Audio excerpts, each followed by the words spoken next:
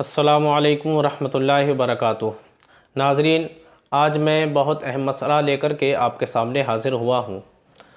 वो ये है कि जब हम नमाज़ जनाज़ा पढ़ते हैं तो बहुत से लोग ये सोचते हैं कि नमाज़ जनाज़ा चप्पल पहन करके पढ़ी जाए या चप्पल को उतार के पढ़ी जाए, क्योंकि जब हम ईदगाह में नमाज़ जनाज़ा पढ़ते हैं तो वहाँ पर जो ईदगाह की कमेटी होती है उन्होंने चप्पल के रखने की जगह का इंतज़ाम किया होता है।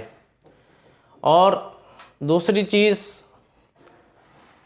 जहाँ नमाज जनाज़ा पढ़ने का इंतज़ाम किया जाता है, यानी कि जिस जगह को नमाज जनाज़ा पढ़ने के लिए मुंतखब किया जाता है, मुतय्यन किया जाता है, तो वहाँ पर भी चप्पल रखने की जगह का इंतज़ाम किया जाता है।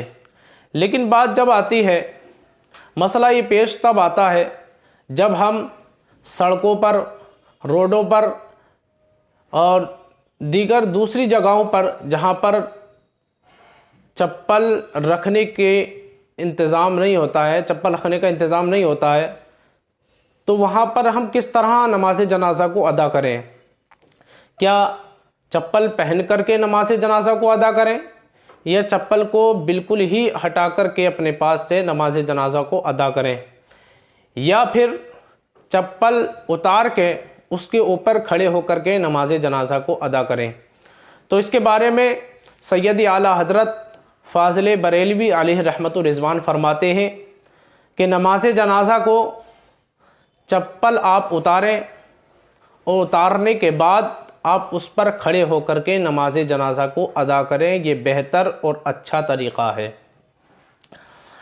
अब इस मसले को लेकर के बहुत से लोगों के जहन में ये रहता है कि चप्पल ऊपर उतार ली जाए, यानी कि चप्पल उतार के उसके ऊपर खड़ा हो लिया जाए और चप्पल पहन ली जाए, वो एक ही बात होती है। हालांकि ऐसा नहीं है, ये एक बात नहीं होती है। जब चप्पल हमने पहनी होती है तो वो जिस्म के साथ मानी जाती है, वो मुत्तसिल मानी जाती है। लेकिन अगर जब हम चप्पल को उतार देते हैं, उसके ऊपर खड़े हो जाते हैं, तो फिर वो जिस्म के साथ मुत्तसिल नहीं होती है, बल्कि उसका ताल्लुक़ अब अलग होता है। क्योंकि ज़मीन का पाक और नापाक होना, इसमें तीन मसले हैं। एक तो ये कि अगर आपको यकीनी तौर पर मालूम है कि ये जगह पाक है, तो फिर वो जगह पाक मानी जाएगी, आप चप्पल उतार करके नमाज जनाज़ा को अदा करें। एक जगह वो होती है जो नापाक होती है और आपको यकीन है कि ये जगह नापाक है, तो ऐसी सूरत में आप चप्पलों को नहीं उतारेंगे, बल्कि आप उस जगह पर नमाज जनाज़ा को पढ़ेंगे ही नहीं। दूसरी चीज़ आती है कि हम रोडों और सड़कों पर पढ़ते हैं, तो उसका क्या पता कहाँ कौन सी चीज़ पाक है, कौन सी जगह मतलब पाक है, कौन सी जगह नापाक है, हम कैसे पहचानेंगे। तो सैयद आला हज़रत फरमाते हैं कि जिस जगह में शुबा हो, जिस जगह में शुबा हो, आपको शक हो कि ये पाक है या नापाक है, तो वो पाक ही के दर्जे में रखी जाएगी। और फिर बेहतर तरीक़ा और अच्छा तरीक़ा वो यही है कि अगर जिस जगह में आपको ये शुबा है कि नमाज जनाज़ा यहाँ हम पढ़ रहे हैं, ये पाक है या नापाक है, अगर आपको शुबा है, शक है, तो फिर उस बुनियाद पर आप चप्पल को उतारें और उसके ऊपर खड़े होकर के नमाज जनाज़ा पढ़ें।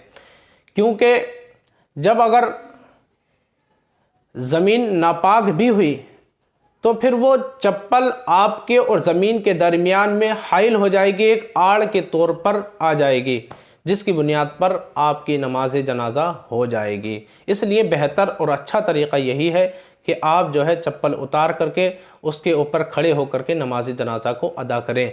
अल्लाह ताला हम सबको इल्म दीन सीखने, समझने और उस पर अमल करने की तौफ़ीक़ अता फ़रमाए। आमीन बिजाहिन नबीगिन सल्लल्लाहु तआला अलैहि वसल्लम। अस्सलामु अलैकुम व रहमतुल्लाह।